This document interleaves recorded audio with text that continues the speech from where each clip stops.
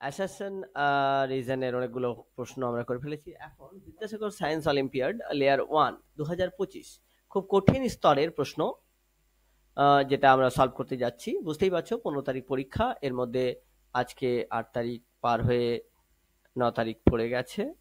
হ্যাঁ, তো এই অবস্থায় দাঁড়িয়ে আমরা প্রশ্ন করছি, তোমরা এই প্র্যাকটিস সেটগুলো প্র্যাকটিস করো এবং এই টাইপের প্রশ্নগুলোই উত্তর করার চেষ্টা করবে এবং প্র্যাকটিস করার চেষ্টা করবে। ভৌতবিজ্ঞানের ক্ষেত্রে দেখো, চাপের এককে আয়তনের এককের সাথে গুণ করলে কোন ভৌত রাশির একক পাওয়া যায়? চাপের সঙ্গে আয়তনের একক, অর্থাৎ একক আয়তনে কত চাপ, এটাই হচ্ছে কাজ। ঠিক আছে। আচ্ছা, টর্চে ব্যবহৃত শুকনো সেল কোন শক্তিকে বিদ্যুৎ শক্তিতে রূপান্তরিত করে? এটা তো অবশ্যই শুকনো সেল মানে হচ্ছে ব্যাটারির কথা বলা হচ্ছে, আর তার মধ্যে রাসায়নিক বস্তু ঢুকানো থাকে, সেখান থেকে ইলেকট্রিসিটি আসে। তো সেটা রাসায়নিক শক্তি থেকেই ইলেকট্রিক শক্তি তৈরি হয়। ঠিক আছে। আচ্ছা, নিচের কোনটি আলো সংক্রান্ত ঘটনা? মনে রাখবে এই যে প্রতিফলন, প্রতিসরণ, বিকিরণ, এই সবগুলোই হচ্ছে কি আলো সংক্রান্ত ঘটনা। এটা খুব গুরুত্বপূর্ণ। আছে কুলম্বের সূত্র অনুযায়ী দুটি চার্জের দূরত্ব দ্বিগুণ করলে কত গুণ বল কমে যায়? দুটি চার্জের দূরত্ব মানে দুটা চার্জড বস্তু, তাদের দূরত্ব দ্বিগুণ করা হলো, তাহলে তার বল কত গুণ কমে যায়? 1/4 কমে যায়, 1/4, 1/4 ঠিক আছে। আচ্ছা, কোন আলোক রশ্মি সমতল দর্পণে লম্বভাবে আপতিত হলে বিচ্যুতি কত ডিগ্রি হয়? যেভাবে রশ্মিটা বেরোবে সমতলে আপতিত হবে, ঠিক সেই পথেই আবার ঘুরে যাবে, অর্থাৎ এক্ষেত্রে কোনো বিচ্যুতি হয় না। 180। তো বিচ্যুতি ডিগ্রি 180, 180 ডিগ্রিতে। এবারে জীবনবিজ্ঞানের প্রশ্ন, মানব যকৃতে কোন কাজটি নয়? যকৃতের কাজ পিত্ত উৎপাদন, গ্লাইকোজেন সংরক্ষণ, বিষক্রিয়া অপসারণ, সবগুলোই। শুধুমাত্র অক্সিজেন পরিবহনের কাজ হচ্ছে কাকে দেওয়া আছে? লাংসকে দেওয়া আছে, ওটা ওকে করতে হবে না। ভিটামিন সি এর অভাবে কোন রোগ হয়? ভিটামিন সি এর অভাবে স্কারভি, দাঁত থেকে রক্ত পড়া, দাঁতের দুর্গন্ধ এবং মাড়ি ফুলে যাওয়া অসুখটা ভিটামিন সি এর অভাবে হয়। ভিটামিন সি খুব গুরুত্বপূর্ণ বিষয়। ভিটামিন সি যদি কারো শরীরে বেশি থাকে তাহলে তার হার্ট অ্যাটাক হবে না। ঠিক আছে। পশুদের ভিটামিন সি নিজের শরীরে নিজেই তৈরি হয়, আমাদেরকে বাইরে থেকে ভিটামিন সি গ্রহণ করতে হয়। তো বাইরে থেকে ভিটামিন সি কেউ গ্রহণ করতে চায় না, তাই জন্য ভিটামিন সি এর অভাব হয়। আচ্ছা, উদ্ভিদে জলের ঊর্ধ্বগতি কোন প্রক্রিয়ার মাধ্যমে হয়? উদ্ভিদে জলের ঊর্ধ্বগতি মানে মনে করো একটা তোমার নারকেল গাছ আছে, সে নারকেল গাছের মধ্যে জল উপরে উঠে যাচ্ছে, হ্যাঁ, নারকেলের মধ্যে জল জমা হচ্ছে, তো ওই জলটা শিকড় দিয়ে নারকেল পর্যন্ত পৌঁছালো কি করে? সেই 100 ফুট উপরে কিভাবে পৌঁছালো? এটা হচ্ছে যে ওই উদ্ভিদের পাতায় যখন বাষ্পমোচন হচ্ছে, বাষ্পীভবন যেটাকে বলছে, বাষ্পীভবন প্রক্রিয়ায় জল কি হচ্ছে? বেরিয়ে যাচ্ছে। এর ফলে একটা টান উৎপন্ন হচ্ছে, প্রস্বেদন টান বলে।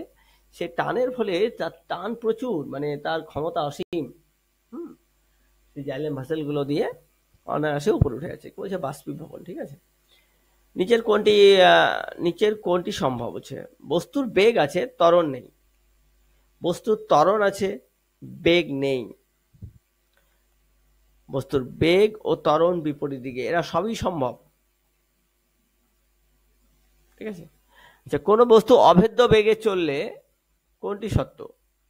বস্তুটি মোট বল শূন্য, অভেদ্য বেগ, যে বেগ কোনো কিছুকে ভেদ করতে পারে না, তাহলে বস্তুটিতে মোট বল শূন্য। বস্তুটিতে মোট বল শূন্য। আচ্ছা, এবার দেখো ফিজিক্যাল সায়েন্সেরই আবার একটা প্রশ্ন, যেখানে বলা হচ্ছে যে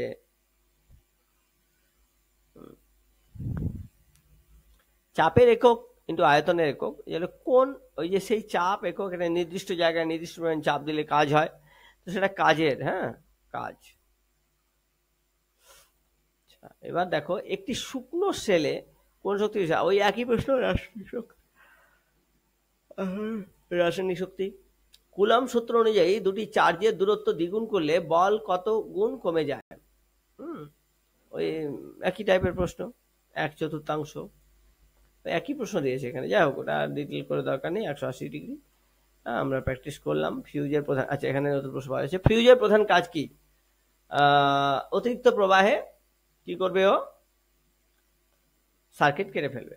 মানে প্রচুর বিদ্যুৎ যদি একসঙ্গে আসতে শুরু করে তাহলে তাকে বাঁচাতে হবে ঘরটাকে, তাহলে বাড়ির সব ইলেকট্রনিক জিনিস হাওয়া হয়ে যাবে। ফিউজের প্রধান কাজ সেই জন্য অতিরিক্ত প্রবাহ কি করা? আটকে দেওয়া, কেটে দেওয়া। গ্যাসের চাপ দ্বিগুণ করলে তাপমাত্রা অপরিবর্তিত থাকলে আয়তন কি হবে? গ্যাসের চাপকে দ্বিগুণ করে দিলে, তাপমাত্রা পরিবর্তন করলে না, আয়তনটা কি হবে?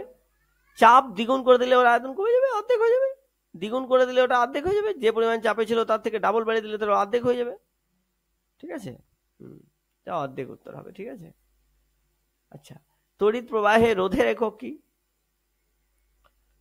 ওহম। ওহম, এখানে ওম দেওয়া আছে, হবে ওহম। ঠিক আছে, ওহম। তড়িৎ প্রবাহে রোধের এককটা ওহম, মানে কত কত রোধ পাচ্ছে তোমার ইলেকট্রিক গ্যাজেট গুলো, এগুলো ওহম দিয়ে প্রকাশিত হচ্ছে। ঠিক আছে, নিউটনের তৃতীয় সূত্র হচ্ছে প্রত্যেক ক্রিয়া সমান বিপরীত প্রতিক্রিয়া। ঠিক আছে, আচ্ছা চৌম্বক ক্ষেত্রের দিক নির্ধারণে কোন নিয়ম ব্যবহার হয়? চৌম্বক ক্ষেত্রের দিক নির্ধারণে বাম হাত নিয়ম, ডান হাত নিয়ম, বাম পা নিয়ম, ডান পা নিয়ম? ডান হাতের নিয়ম। ঠিক আছে, তাপ পরিবাহিতার জন্য কোন ধাতু সবচেয়ে ভালো? আমি জানি এটা, তামা। এটা উত্তর আমি প্রশ্ন করেছিলাম আমি একটা ইয়েতে। জীবনবিজ্ঞানে দেখো, মানব যকৃতের কাজ কোনটি, কাজ নয় কোনটি? সবই মানব যকৃতের কাজ, শুধুমাত্র অক্সিজেন পরিবহন লাংসকে দেওয়া আছে। বললাম এটা।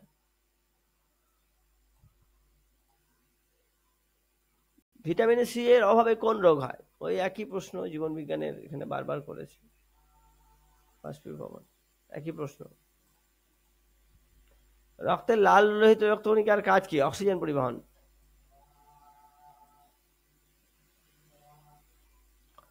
আচ্ছা, ডিএনএ সম্পূর্ণ রূপ কি? Deoxy ribonucleic acid. আচ্ছা, হিমোগ্লোবিন কোথায় পাওয়া যায়? রক্তে। আবার কি কথা হলো? আচ্ছা, প্লান্ট সেল ও অ্যানিমাল সেলের মধ্যে পার্থক্য কি? আবার কি কথা? Cell wall, nucleus, mitochondria. Mitochondria হচ্ছে প্রধান পার্থক্য। ঠিক আছে, এবারে 50টা প্রশ্ন আছে। হ্যাঁ, ওহো, sorry sorry sorry, plant sell animal সেলের মধ্যে পার্থক্য কি? ও বাবা, এ তো মাইটোকন্ড্রিয়াও হবে, সেল ওয়ালও হবে।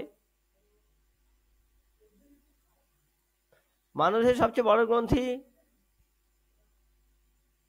মানুষের সবচেয়ে বড় গ্রন্থি যকৃৎ। হ্যাঁ, এক মিনিট।